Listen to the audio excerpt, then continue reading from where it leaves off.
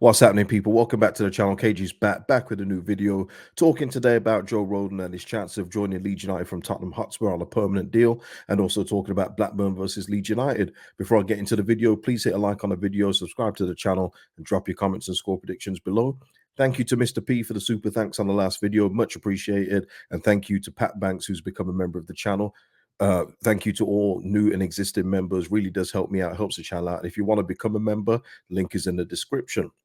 Now, I'm here today talking about Joe Rodon, and it's because it's come up a lot lately as, are we going to sign him in January? Can we get a deal done? Will there be other interest in? And of course, he's done well at Leeds United, so there is going to be other interest in him.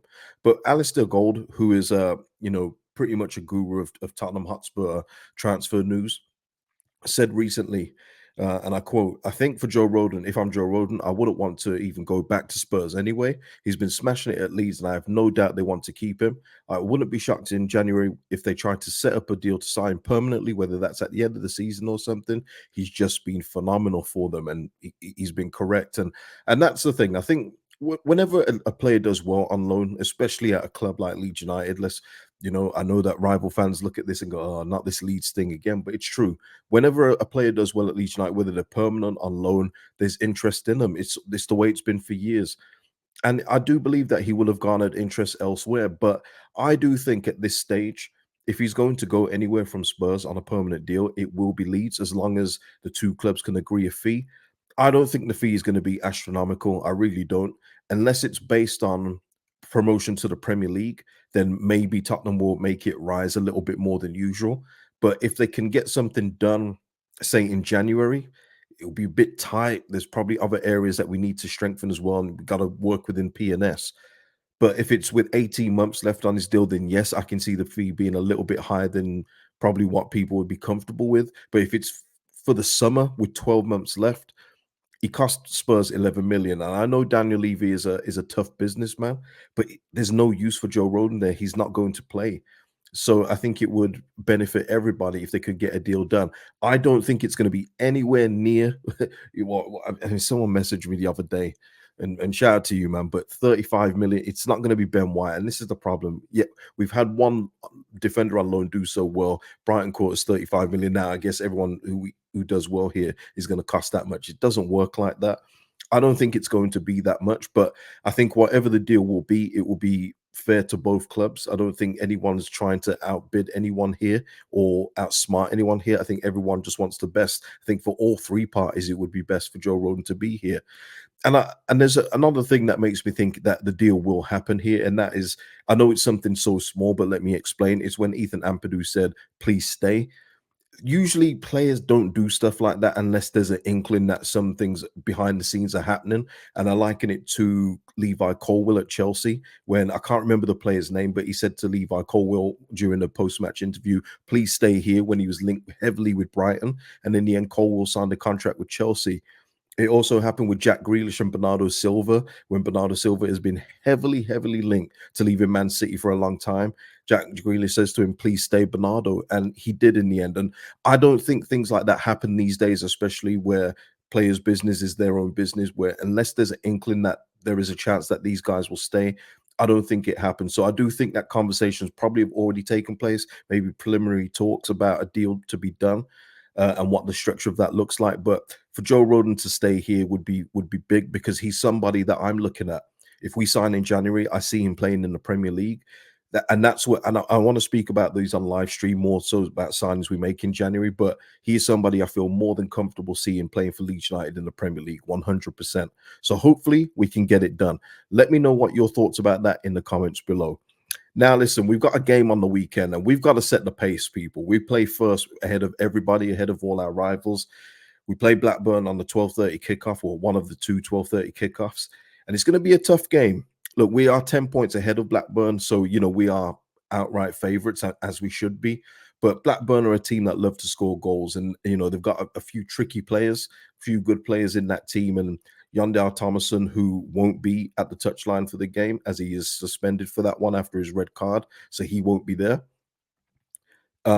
they're a decent team. You never know what you're going to get from Blackburn. They're either going to beat you 4-1, or sometimes they can lose 3-0, or 3-1 or something like that. They're very middle of the road, as their league position says, and as the table says. Let me just get that up. Yeah, look at that. 9 wins, 1 draw, 9 losses. You just don't know what you're gonna get from this team. But as far as us and team news, we should be at full health. Furpo's absent, so we are at full strength. Pervader's gone away on an international call up with Colombia. Ailing is a knee doubt. So we're pretty much talking about players here that don't even play for the team on a regular basis. Byram's fine, Somerville's fine. Gelhardt had issues early in the week, but all should be fit. I mean, Gelhardt, again, someone else who's on the periphery of this Leeds United squad as well. So we go into this with full health. I know people like it when I do this, so let me go through Blackburn's team here. um, yeah, yeah. Listen, the thing is, a couple of the players that I used to speak to at Blackburn have now left now, but yeah, I mean it is what it is. Yeah, Dominic Hyam, I remember him when he was at Ipswich. Scott Wharton, yeah.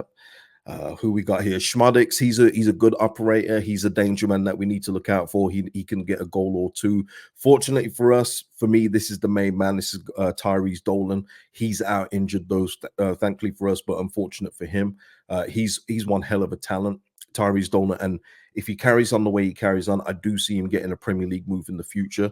But he's such a good player, such a tricky winger, and big part of the reason, by the way, that Pervader wasn't getting any game time here, because he took that spot and just ran with it. Talented guy, but unfortunately he's out for the game. Who else is here? John Buckley. I mean, Lewis Travis. I mean, this is as championship as it gets, really, with some of these names. You know what I mean? These are championship names, with all due respect. Lewis Travis, Jake Garrett, Sam Gallagher. I mean, if any forward says I'm championship, it's Sam Gallagher. I mean, he can be dangerous, don't get me wrong, but his goal record's nothing, too special. Dylan Markindale, nice operator, very decent player. He was also signed from Spurs. I think he was in like 500,000. He's a decent operator too. But yeah, I mean, look, we should be handling business here. And when you look at our front four, this should always give you confidence going into these games. Dan James, 6 goals, 4 assists. Somerville, 8 goals, 6 assists. Joe Perot, 8 goals, 1 assist. And Jorginho, 4 goals, 7 assists. Look, people will be worried about us, and Blackburn should be too. I do think there's going to be goals in this game, and I'm going to go for a 3-2 Leeds United win. I think it's going to be a high scoring game. Let me know your score prediction in the comments below. And just looking at our rivals' games, so we play first, we get that out the way. That's going to be a decent game as well. Sunderland versus West Brom. I think the big one, though, Watford, Southampton, that's a decent one. But Ipswich, Middlesbrough, that should be a tasty one. We're gonna really find out what both of these teams are made of. Will Middlesbrough, bounce back after the loss against us? Will Ipswich continue their good momentum they've got? That's going to be a good game. I fully expect Leicester to get 3 points against Plymouth, with all due respect. So I think Leicester continue that. But if Plymouth can do something for us, even better. Please do. Please do, Plymouth. So yeah, that is the preview, and that is that. I just wanted to speak about Joe Rodon there, and we're going to talk about a lot more transfer stuff in live stream. So please get ready for those. Get your notification bell on so you know when I'm going live, and we can all talk about incoming and outgoing transfers that could be happening come January time. But until then, please hit like this button, and I'll see you all Saturday after the game. Peace out.